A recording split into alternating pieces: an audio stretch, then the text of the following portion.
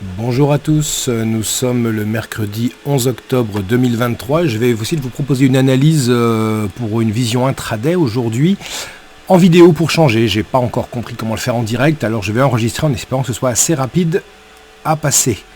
Donc je commence par un daily où on voit parfaitement que les prix, vous voyez, depuis mercredi dernier, donc depuis une semaine, ont des belles velléités de retour, de hausse, et hier ça ne s'est pas du tout infirmé, et on voit que les prix butent actuellement sous une résistance hebdomadaire, mais que la Kijun Daily ainsi que la Tenkan hebdo et mensuel sont juste au-dessus à 112 points exactement du cours actuel. Donc si on regarde le daily, il pourrait paraître logique d'aller chercher cette Kijun Daily.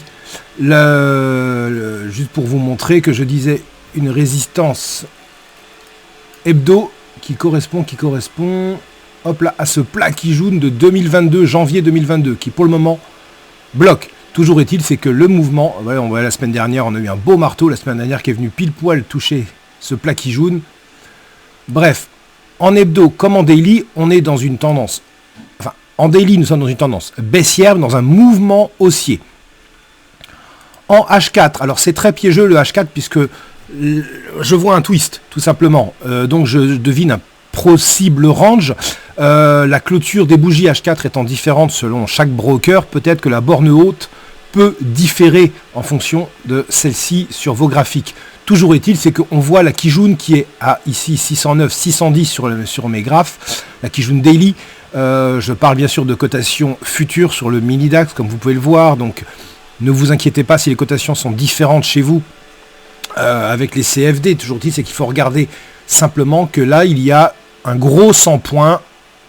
Vous aurez une grosse zone de résistance qui pourrait attirer les prix avec, entre autres, la Kijun Daily, Tenkan Hebdo, etc. Toujours est-il, c'est qu'en H4, cette zone, on va dire, pourrait constituer le haut du range. Mais acheter alors qu'on est en surachat, parce que la Kijun et la Tenkan sont relativement éloignées, n'est pas évident. Surtout qu'on a eu hier après-midi, une belle étoile filante sous un autre niveau hebdo. Les prix, voilà, et là, travaille la zone des 15 000, qui est une zone de prix, on peut le voir ici, cette zone-là, vous voyez, Ishimoku, zone de prix, pas du tout, zone Ishimoku avec ce plat Kijun, là, vous voyez, qui est une zone qui travaille bien. Donc on est assez piégeux, là, parce qu'en H4, on est au milieu de nulle part. On est en direction du haut du range, mais on est en surachat avec des chandeliers de retournement et de respiration éventuelle. C'est pas évident. En H1, nous sommes bien évidemment dans une tendance haussière, comme on peut le voir. La Chikou est totalement libre pour aller retrouver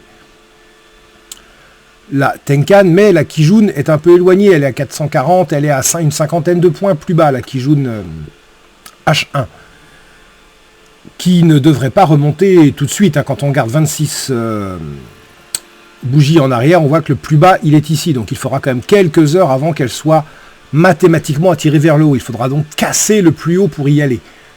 M15, que voit-on? C'est le M15 qui est extrêmement intéressant. Hop là, tracé hier ne sert absolument à rien.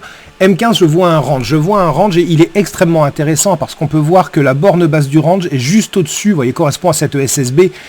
M15 est juste au-dessus de la Kijun H1.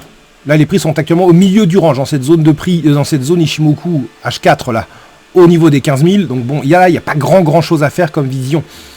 Ce qu'on peut voir, c'est que ce range M15 est super intéressant dans le sens où s'il casse à la hausse, on pourrait aller chercher la Kijun Daily dont je parlais à l'instant, avec une zone de H4 ici quand même à 580, 588, 90, là il y a une zone de 10 points qu'il faudra casser.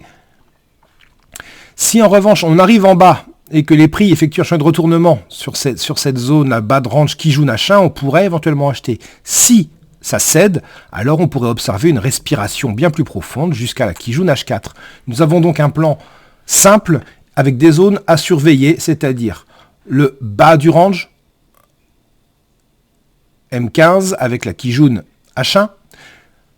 Ce niveau, moi vous voyez j'ai mis une alarme, je ne vous cache pas, j'ai mis une alarme, simplement on verra ce qui va s'y passer parce que soit les prix remontent et on pourrait repartir haut du range et pourquoi pas aller chercher la Kijun Daily, soit ça cède, on va chercher la zone Kijun H4 Tenkan Daily, ici 355, on aurait les 80-90 points là entre les deux.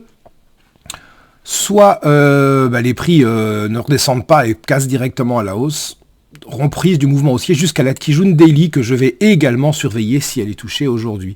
Voilà, j'espère que ce petit format vous aura convenu. Je vais essayer de les faire en direct et un peu plus rapide. Et n'hésitez pas à commenter. Merci, bon courage. Au revoir.